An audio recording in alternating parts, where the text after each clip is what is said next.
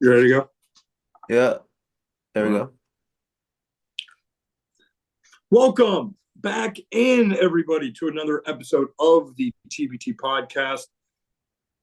Guys, we're back from Christmas break. A little bit of a break we had from Christmas and all the presents and all the gifts, but we also had the Grinch steal Christmas a little bit with the Las Vegas Raiders. But of course, along with me, as always, is my man Zach. Zach, how was your Christmas, man? My Christmas was great. The game really didn't mess with the flow of the Christmas joy. I really just had a great day, and honestly, I'm glad that that loss occurred on Christmas because it wasn't able to throw off Christmas, but it could have thrown off any other day. Right.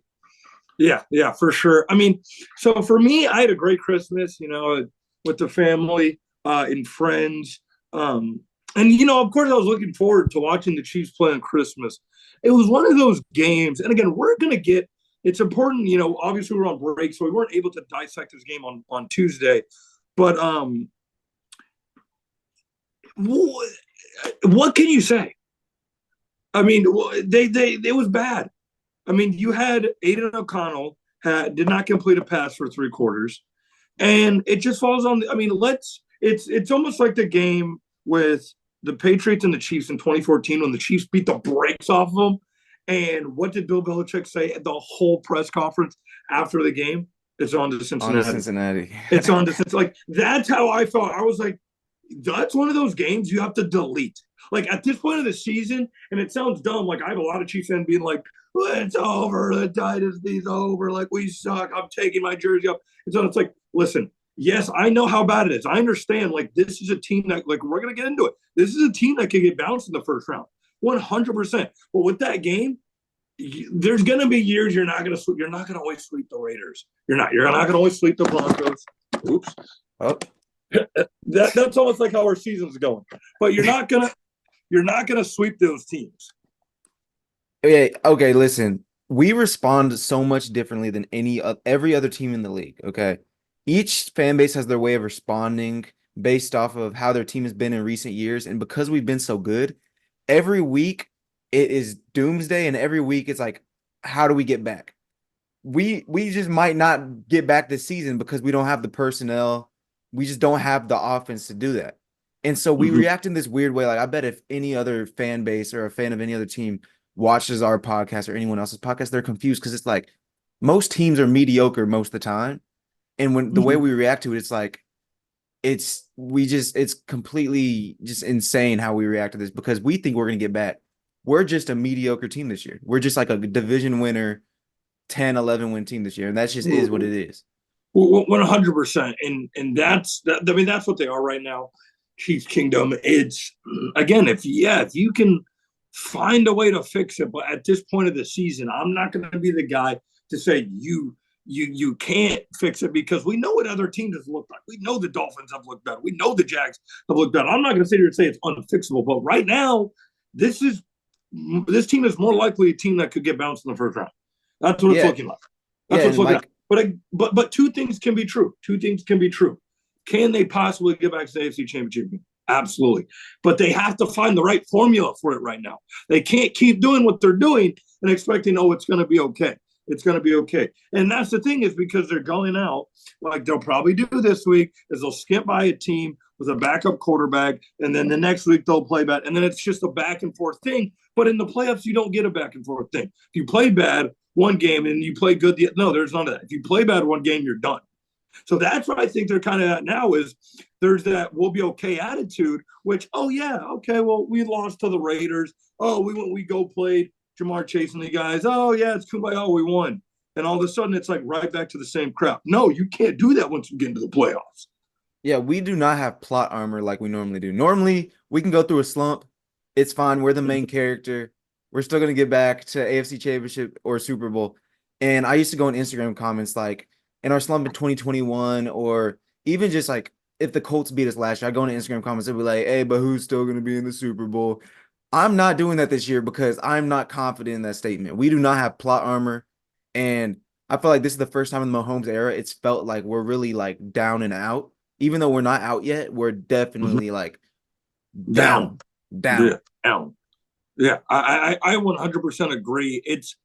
And like I said, they have to find, and we're going to get into what the formula can be here later in the show, but they have to try to find and it can't just be every week where it's, oh, we're going to do this, we're going to do that. I mean, there's a lot to fix. It's not only now the receivers aren't catching ball. You just had almost at Oakland, but it's Vegas where you had the offensive line's not blocking.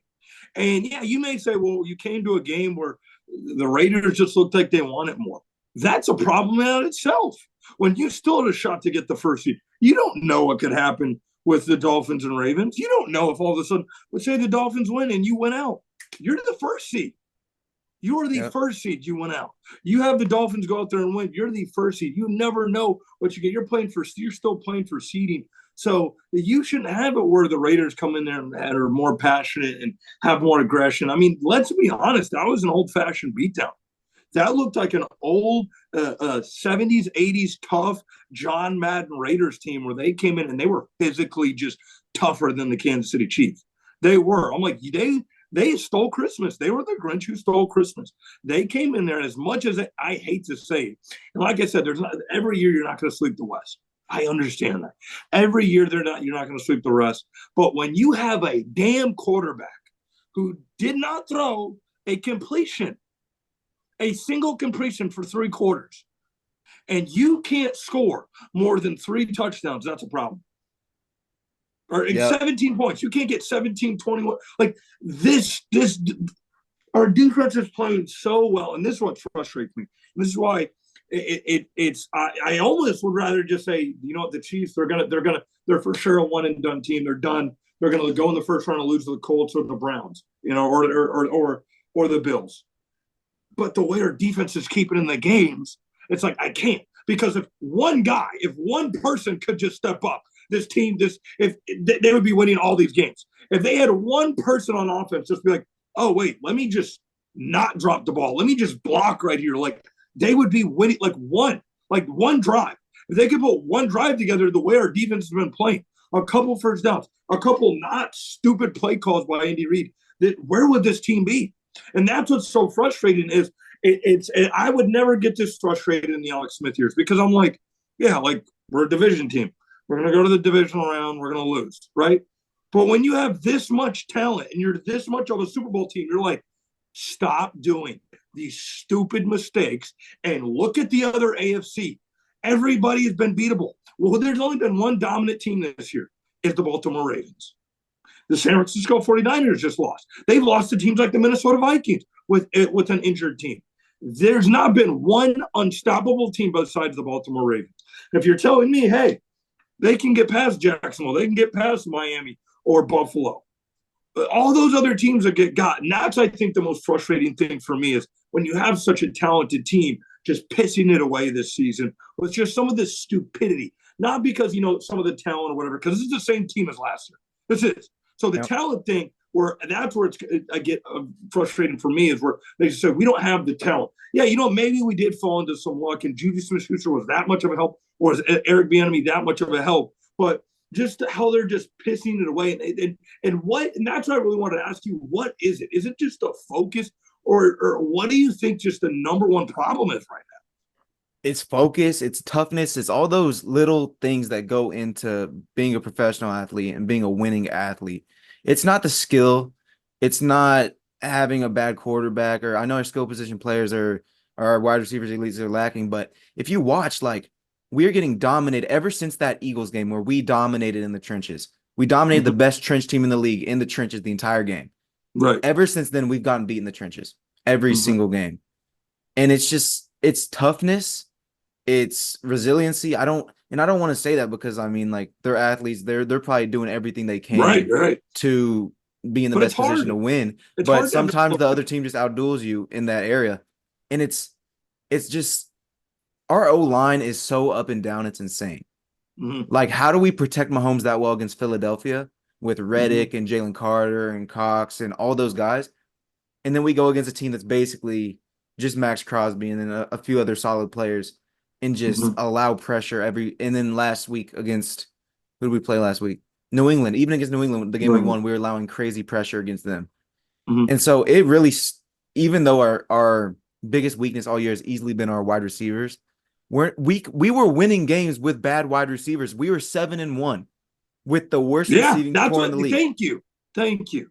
So the change, the common denominator, or not the common denominator, rather the change that's went from 7-1 to now 9-6 or 8-6 or whatever we are, is the fact that our O line is underperforming and our D line is not getting the pressure that they were getting early in the year. Yeah, the Chiefs played the most teams they played above 500 was during that first part of the season. Okay, when you played Buffalo, they weren't 500. Okay, yeah, they were getting hot at the time. When you played the Eagles, that's when the Eagles started to slow down. So it's like, yeah, you played the Eagles and you played Buffalo. When those are two good teams, but you've played majority the two teams you possibly could face in the AFC because you don't play the Ravens, right? Who did they play? Jacksonville. Beat Jacksonville. Who'd they play? Miami. They beat Miami. Did the offense look the same as it was last year? No. But was it what we just saw versus the Raiders? No. So what is transpired where it's just the offense is just going like this? And I'm going to be honest with you. I think it's when you've been the top dog, when you've been at the top. I think one maybe it's growth and leadership at the top with Mahomes and Kelsey, where you haven't had to have some of these conversations of guys, we got to do this, guys, we got to do that, where they've had to have where the boat's sinking and they got to get on the lifeboats and figure out how to get on back on the island. I don't think they've had to have those conversations a little bit in 2021, but boom, they got out of it quick with an easy stretch of games. But they haven't really had that type of luxury this year. So I think it honestly could be something that where they're looking around and they're like, hey, we haven't had to have this been in this situation before. I know this is the first time, this is the most losses they've ever had in the Patrick Mahomes era, but this is, and like I said, this is what's just the frustrating thing is you have so many good players around you. And I think, again, yeah, you have these guys aren't being able to catch balls, but you still have guys like Pacheco and Rice and Travis Kelce, where it's like, you got to be able to lean on these guys and be like, hey, we can do it. Like, we got to be able to believe in ourselves and we got to be able to trust each other. We can't be slamming helmets like Travis Kelce. And I've never seen Andy Reid bumping Travis Kelce and him like, hey, man, you got to not, like, I've never seen this within the Chiefs. We saw Eric Bieniemy do it. I think that's what I really wanted to ask you is, so a lot of people think, Eric Bieniemy, it's, not necessarily the play calling, because I'm not buying that. I'm not buying the whole Eric Bieniemy play calling thing. Now, maybe he did implement stuff during the week that just, it really worked for the guys. Maybe that is it, because he did not call plays. Maybe he had some plays he called. We don't know. But what we know is he did not call plays. That's Andy Reid. Andy Reid didn't call plays for 30 years just to say, okay, here you go this year to Matt Nagy. I don't think Matt Nagy's calling plays either. I think he's doing the same thing. He implements stuff during the week, and then they go from there. Same with Eric Bieniemy last year. What do you think? Do you think they are really missing Eric Bieniemy, or is that a myth? Because I personally think they're missing that accountability. I think they're missing the accountability, and also, I mean, we don't really know what happens in like behind closed doors with the offensive game plan and everything. But I mean, it's obvious guys aren't getting as open, and it's not just because of their skill level. I mean, we mentioned it's literally just Juju replaced with Rice. That's the only difference.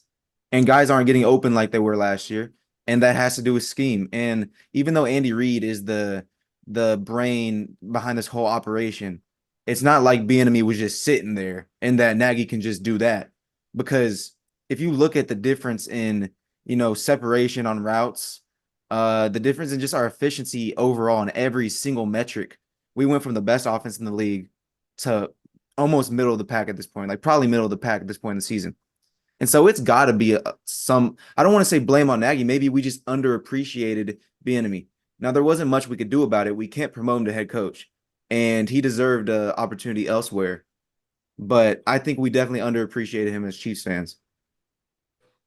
Yeah, and I don't, and then that's the thing we've seen on the sidelines where you have a guy like Eric Bieniemy get into it with certain players, and all of a sudden you've seen those certain players. I mean, I think I want to say it was either last year or 2 years ago. You had a game where it may have been that Raiders game last year where you had Travis Kelce struggle in the beginning of that game. I mean, they were beating the hell out of him. He was getting frustrated. He came on the sideline. He was kind of yelling at Eric Bieniemy, and he kind of gave Eric Bieniemy a shove, and they kind of got into it.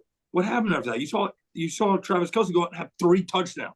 Like, I think that's what they've kind of needed is kind of a guy. And Andy Reid, I'm not saying Andy Reid doesn't get on his players. I want to make that very clear. I think Andy Reid has a way of getting on his players, but Eric Bieniemy, I think, has a more of an old school way of doing it. I don't think Andy Reid's the type of guy where, he's going to get into your face and use MFR and stuff like that. I think he's the type of coach you don't want to let down. He's kind of like that grandpa where you're like, dang, I don't want to let Gramps down. If I let Gramps down, I'm really going to feel like an ass. So I feel like that's the kind of thing with, Andy Reid. He'll tell you in a way, but Eric Bieniemy, his first couple weeks in Washington, people with reports were like, players were not liking it. We know, LaShawn McCoy was like, I don't like the way he spoke to me as a vet. This something like, I think he did. He was a level of accountability where he kind of held dudes accountable. Like, hey, you're not playing good. Like, I've been a player. Like, he was a player.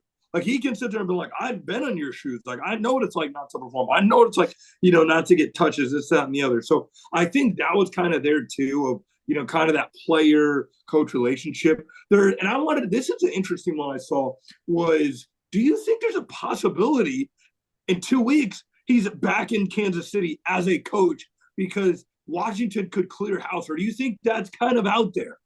Okay, now that sounds crazy. Okay, but I actually thought about this yesterday. I was thinking, Bieniemy wants a head coach job. That's been clear for years now. Okay, Washington's offense did not perform well enough for him to get that this year. But if he goes to Kansas City, he goes from best offense to us being middle of the road, back to best offense. He's getting a head coach job the next year. No, that's the most surefire way. That's what I'm saying. So, and again, some people are like, that is stupid. That's crazy. And it's the only way it's crazy. It's not crazy for Eric Bieniemy. If Eric Bieniemy is looking at it, I would be on that like that. So if he does end up getting fired, or even if, that he's kind of getting that vibe where it's like, okay, Ron Rivera's not coming back. That last week of the season, I would kind of be like, hey, can you kind of get this process done like early? Because it's like, say, like you said, say if the Chiefs go all the way to the AFC Championship, they get to the Super Bowl, but they look like that offense from last year where they're 30, 35, 40, like they get in the playoffs and they get through, Cleveland, they burn them, Buffalo, and they burn them. It's like, one, you have to look at, this guy's a surefire head coach somewhere. Hopefully he doesn't get poached by the Chargers. That would be a team where you wouldn't want to go see him go with Justin Herbert, but that's a guy where it's like, he would be the next head coach somewhere. That would be a great opportunity. If I was Eric Bieniemy, I think on Eric Bieniemy's part, it's really only on the Chiefs' part of saying, hey, do we really kind of want to do this? Because it's kind of showing, we kind of probably should have, kept him around, maybe paid him more money. I don't know if they look at it as a mistake of kind of not letting him go because it was his decision to leave, to go to Washington. But I don't know if on the Chiefs' part they do it. But for me as a fan, I'm like, why not? Like, everyone's like, oh, that's just not logistically. And why not? Why not? Yeah. There's clearly something. And if he comes back, we lose in the first round. He wasn't the answer. It wasn't because we had another great offensive mind in the room. Cool. Then it wasn't having Eric Bieniemy around. Matt Nagy, okay, he's still not the one. He's still not the problem. Whoever the problem is, it's Matt Nagy, whoever it is. But cool, okay. Then it was just Eric Bieniemy was just a guy who implemented stuff in the offense, and that was just a question. Who does it hurt?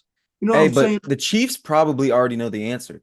They're the ones, the players, the coaches, the front office.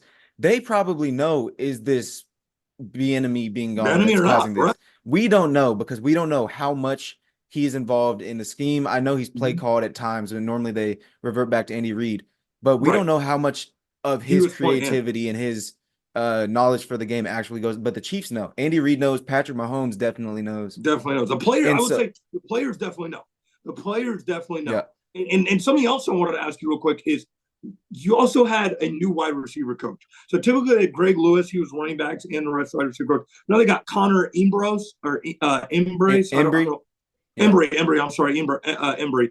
Connor Embry, sorry, I butchered the name. I don't want to disrespect anyway, but Embry.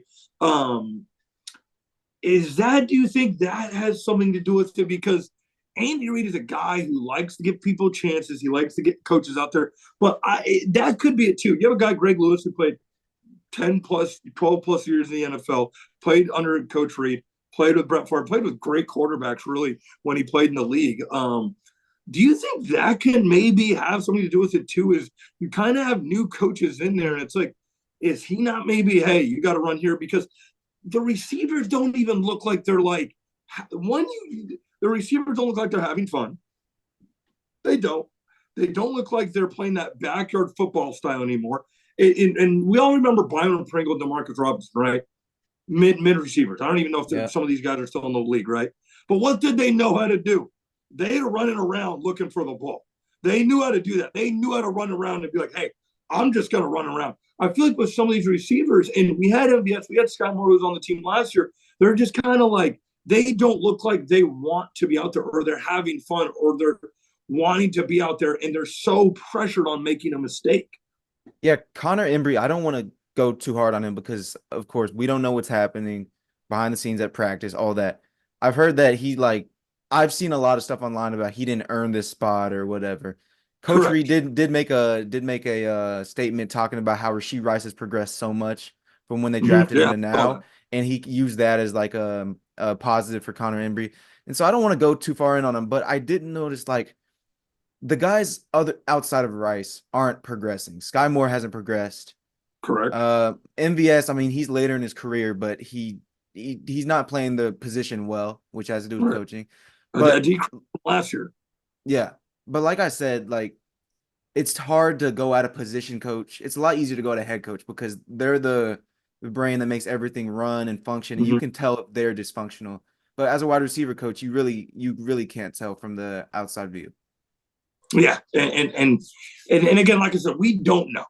We don't know. These are all speculations, but this is just we're going off of what we see. So we do. Those are questions that are out there that we have to ask. So again, we're not calling for this young coach to be fired or anything, but again, you do have to look at, hey, these are the guys who were here last year. This is how they perform. Look at Baltimore. Who's the wide receiver coach in Baltimore? Guess what receivers are progressing and having a good season? What quarterback is having a better season passing the ball?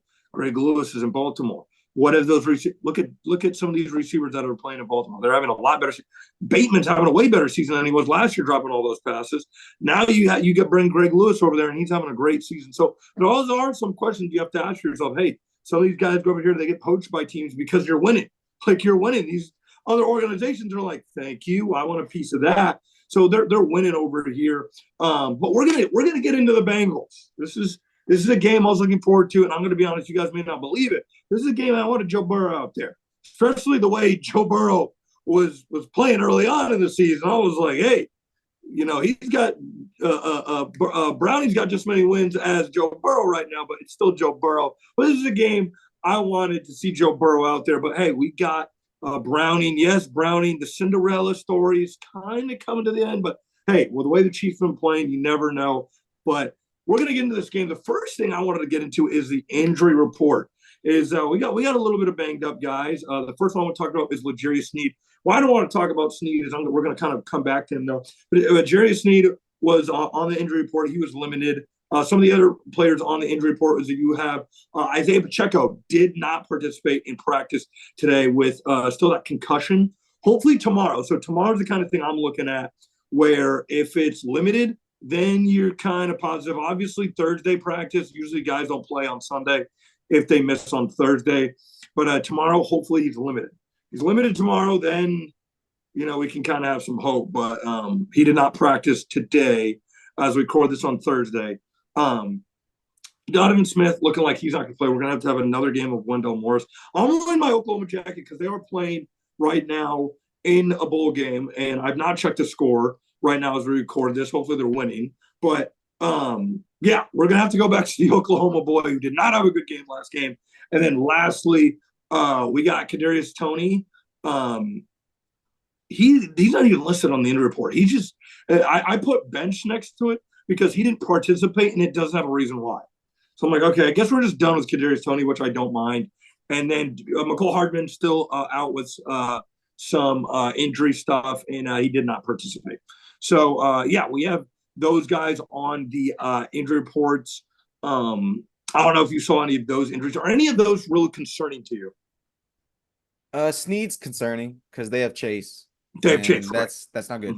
I know. Yeah. Chase burnt Ward a lot 2 years ago, right? When he Ward. had like That was Ward 250. 2 years ago before all of a sudden he decided to Yeah. become the best cornerback in the league on San Francisco 49ers. But yes, that was him. And that's something I want to talk about. So before we get back into the injuries, is L'Jarius Sneed, right? So he's limited in practice. A little quote from Jamar Chase. We know that these teams have a rivalry. This is the new rivalry in the NFL. So Jamar Chase, there's nothing special about this Chiefs secondary. There's not a Jalen Ramsey out there or anything. He went along and said a little bit more about the Chiefs secondary, but yeah, his quote was, "There's nothing special about this Chiefs secondary. It's not like they have Jalen Ramsey or anything." Any Okay. comments to that? Jamar Chase, you know who he reminds me of? Who? Shaq. Okay. Reminds me of Shaq. Okay, You know why? Because he's a great player. Okay. He might end up being one of the greats like Shaq is in basketball, but he's a casual. He's a casual. Like, he's bringing up Jalen Ramsey. I mean, Jalen Ramsey's still a great player, but he's bringing up Jalen Ramsey in 2023 when there's a guy like Trent McDuffie. And Jalen Ramsey very might well be better than both our corners. But, like, saying they don't have a Jalen Ramsey when we have arguably the best slot corner in the league, and a guy that's shut down all but two of the number one receivers he's went against all year.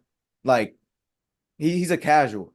Yeah. What I'm also not understanding, Mr. Chase, is Trent McDuffie, who was a rookie last year, guarded you in the AFC Championship game. You didn't have more than 50 yards, buddy. You caught 2 passes. That was Trent McDuffie. This year, L'Jarius Sneed is holding number one wide receivers to under 46.3 yards per game. So I don't think you did any bit of research when you have L'Jarius Sneed, who's holding receivers under 50 yards per game. Last year, you had a rookie, Trent McDuffie, who guarded you the entire time in the AFC Championship game, where the first game you had Jalen Watson guard you. Yeah, and you had, I think, a decent game the first time around. I'm going to be honest with you, the guy I'm concerned about is T. Higgins. If T. Higgins is – I know he had a good game last time they played versus Minnesota, and obviously we just watched them play. And what gives me confidence, though, about this game is Jamar Chase and T. Higgins. They're deadly, whoever's throwing them the ball.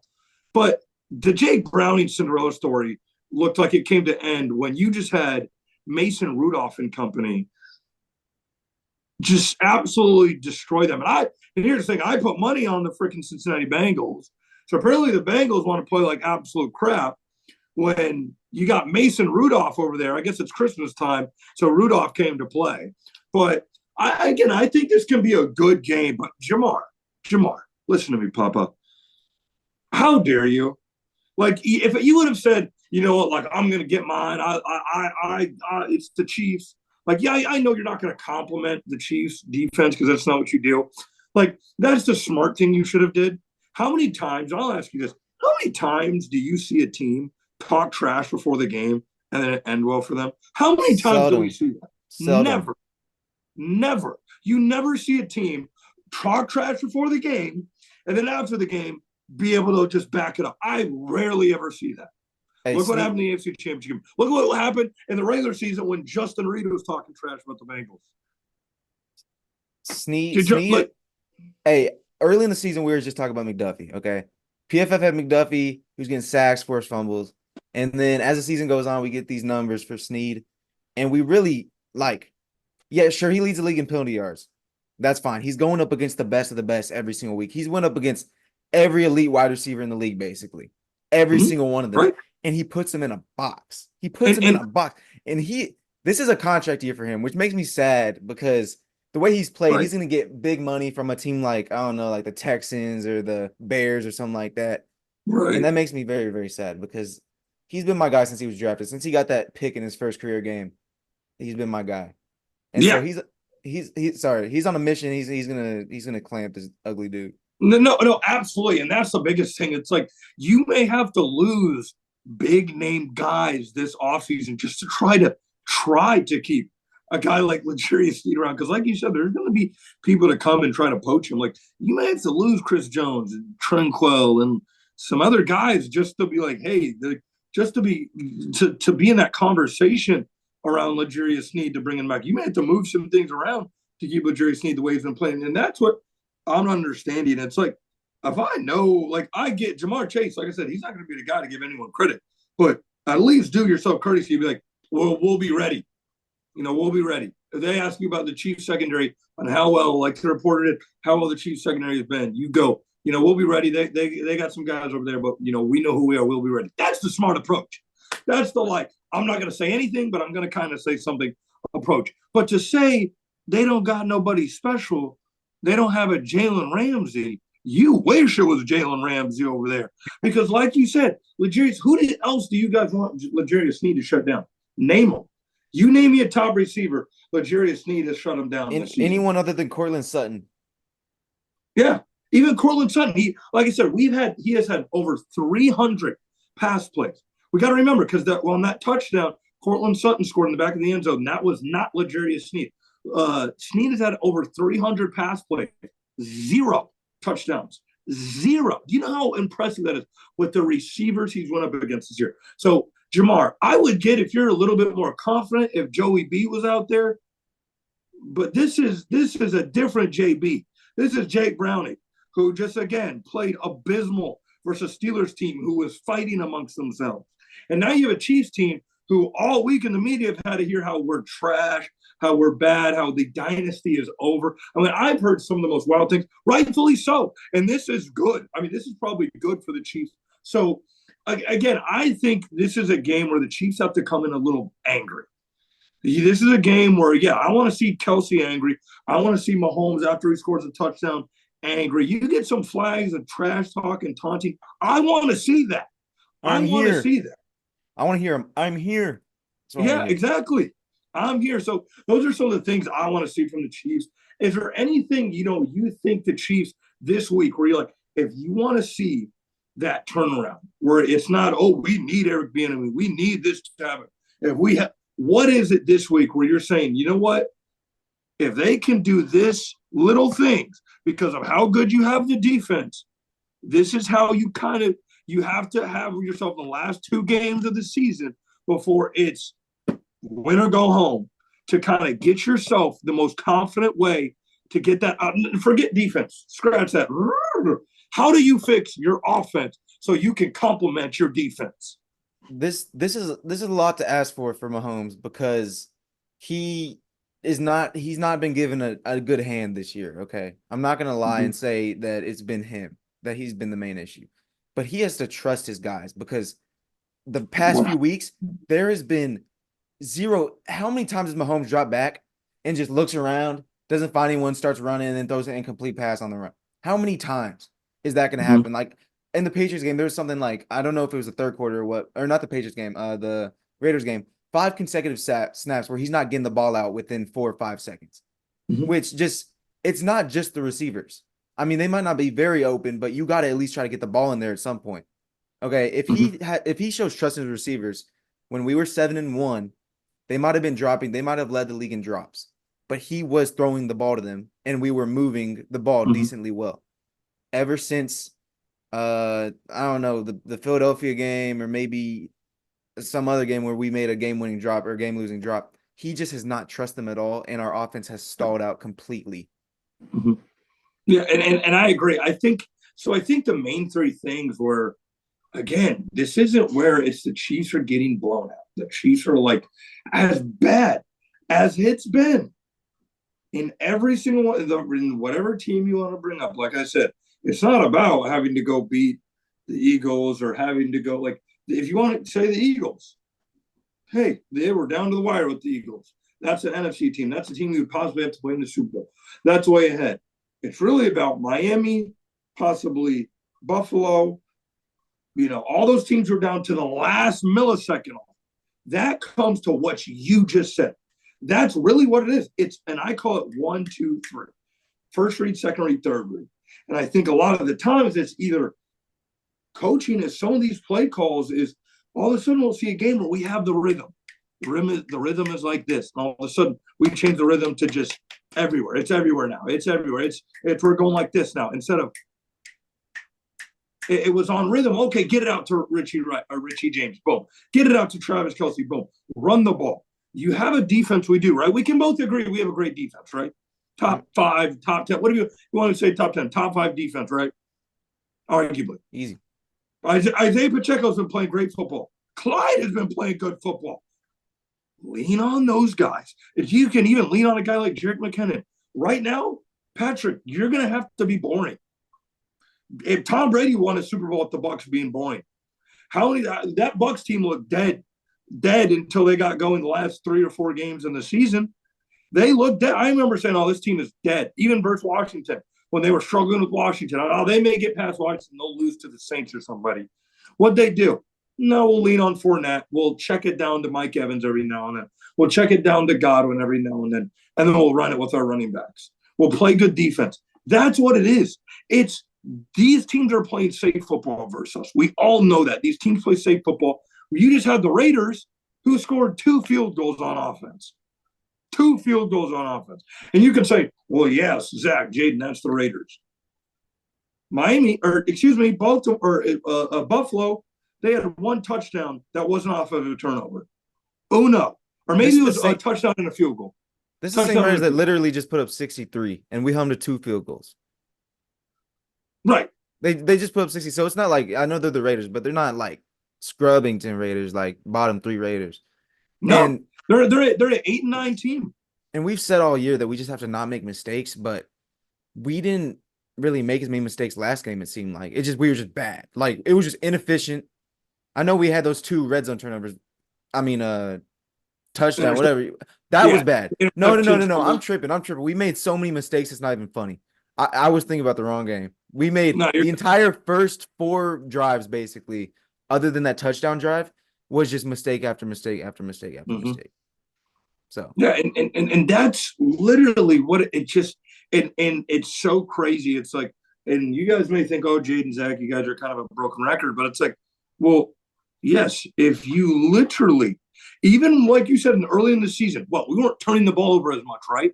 We weren't scoring 30 points. We were scoring that 21 to 20 points, right? But again, that was the formula. We were beating teams like Miami. We were beating some of these good teams. Why?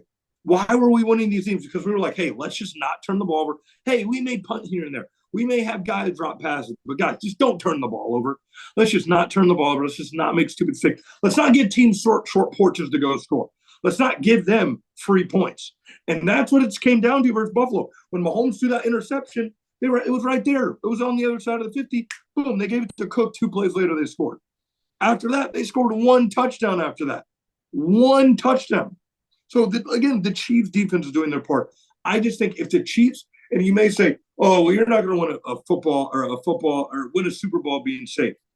If they can just not turn over the football, and especially, again, the Chiefs could lose to anybody. That's also correct. The Chiefs could also beat anybody because they still have Patrick Mahomes, they still have Andy Reid. Those things both can be true. They can lose to anyone, and they can beat anybody right now because, again, they still have Patrick Mahomes. They still have those guys. It comes down to just how fundamental you can be. To me, and I think that's what they really have to just zone in on these last 2 games. Fundamental. Yeah, fundamental. I mean, we've been saying that, like we said, all year. We are not a fundamentally sound team right now. And I feel like we're expecting that plot armor to kick in and for us to become an Andy Reid coach team where we're just like stout and not burning timeouts and just playing the game the right way. And is that going to happen for a consistent run? Like, I could see us matching up against Miami in the second round or matching up against Buffalo in the wildcard round and beating them. But can I see us beating Buffalo, then going to Miami and winning, then going to Baltimore and winning, and then playing San Francisco and winning? How do we do that? Right. So it is what it is. Sometimes you just got to be thankful for what you got. And that's the thing is, again, guys, we want to make it clear. This is not a Chiefs podcast or fans, these Chiefs fans and that I've seen that are just losing hope. Not losing hope, but you're not going to win a Super Bowl every year. You're not. There's going to be a year where Mahomes, he's been to this AFC Championship game perfect in his career. An AFC Championship game as a starter, perfect. There's going to be a year where he goes 11-6, okay, or whatever, 10-7, 11-6, and goes to the divisional round and lose. Do I think they'll win more than they play? Probably. But right now, they got to show us more. And this is, to me, this is the last game because this is the last team they kind of play that has somewhat of talent. The Chargers, let's be real, they're going to be thinking about Cancun that last game of the season. So if we, regardless if we win or not, even if the Chiefs went ugly in this game, they got to show that this is like they want this. Like they got to show it in this game because again, this is the last team they play with kind of some talent. Hey, we say the Chargers thinking about Cancun, but they're also thinking about like giving the Chiefs the 4 seed. You know what I'm saying? We said I remember very vividly us talking about Green Bay and Oakland or Las Vegas, like it was like a given, like we're gonna win this game. And I'm not falling for that again. I don't LA put up a good fight last week against Buffalo. I'm not giving into that again. Yeah, We that's could true. Let lose me any game. let me be real with you guys. No game the rest of the season for the Chiefs. I'm done with that. There's no givens anymore. This is it should be, but there's not. There's no givens anymore. Yes, they should absolutely beat the dog piss out of Jake Browning. They should. They should beat the absolute mess out of the Chargers because you just saw Mason Rudolph destroy the Bengals. Yes, I agree with all of that. But does it make it true? No. No. Does it make it 100% true? No. And so that's my biggest thing as, we look ahead to the Bengals here. Zach, is there any last thoughts you have as we just kind of go into this Bengals game of how the Chiefs close out these last two games? Nope. No extra thoughts because we would just be a broken record saying the exact same things that are unlikely to change this year. So yeah, and that's the thing. It's all on, like I said, this is the last game where you kind of can look at it and say, okay, you know what? Offensively, you got to get it right. It's hard to think that last 2 weeks of the season you're going to just be able to flip a switch. But luckily, you're in the AFC where other teams have struggled. Other teams have shown that they're very beatable. That's really the only bright side of this Chiefs team is the other teams have shown they're very beatable. But the Chiefs, hopefully they get it done in Kansas City on New Year's Eve. Zach, what is going to be your prediction as the ball come down for the Kansas City Chiefs? What will be the score as we head into 2024? this game, I'm feeling a little 20-16 Chiefs win. 20-16 Chiefs. I'm kind of thinking the same thing. I think it's going to be 21-17. We kind of have some of the same conversation as we did. We're a little bit more satisfied because, again, we were able to put some drives together. I just think Jake Browning, the glass slipper kind of fell off for Jake Browning. And the Chiefs defense, as long as the Chiefs offense doesn't turn over the ball 2 times in their own side of the field, I think they're going to win this game. You could say, you guys were supposed to win the last game. Correct. But we also said, here's the ball twice on their own 5-yard line within 7 seconds. It'll be hard for the Bengals to do that again. So I think the Chiefs do win 21-17 in Kansas City, as this will be the last game of 2023. Zach, any words for our TPT people as we wrap up 2023? Anything you want to say to the fans as we head out of 2023? Yeah, of course. Just hey, everyone, feel be gracious, gratitude for everything that we have. We're able to sit here and talk about sports in our free time, which is just a blessing. And we're able to care enough about something that we can't control. So that in itself shows how blessed we are, at least I am. So, just be grateful. Yeah, absolutely, guys. I want to say, I hope everyone had a Merry Christmas. They had an awesome holidays. Yes, I appreciate all you guys here at the TPT podcast. Zach joining the TPT podcast family. We've got a lot of people. Special shout out to some of our guests this year. We had Tyler Thigpen on. He was an awesome guest. We're going to have some more people on during the playoffs heading into 2024. Hopefully to get some guests we had on last year. We'd love to have some people, some different fans perspective from all teams that are in the playoffs, or during the playoffs. But yes, thankful for all you TPT people out there. Thankful for all you fans that were praying for me over my kidneys stuff going on. Thankful for all you guys just watching us. Like you guys watch us, you guys interact with us. Our first ever live stream went awesome. So we appreciate all you guys literally supporting 2 young guys who are talking about a ball that gets thrown in the air. While you have so many people around the world doing so many things that have changed the world, we're talking about football, and we love that you guys tune in every week for your Kansas City Chiefs, and you tune in for us, and of course, Best Bets. Shout out to Best Bets, making you guys some money this season. But yeah, we will see you guys in 2024, hopefully with a Chiefs dub. So as what do they people always say? See you next year. So we'll see you guys. We'll see you guys next year. But take care, guys. Have a happy New Year's. Good stuff, man.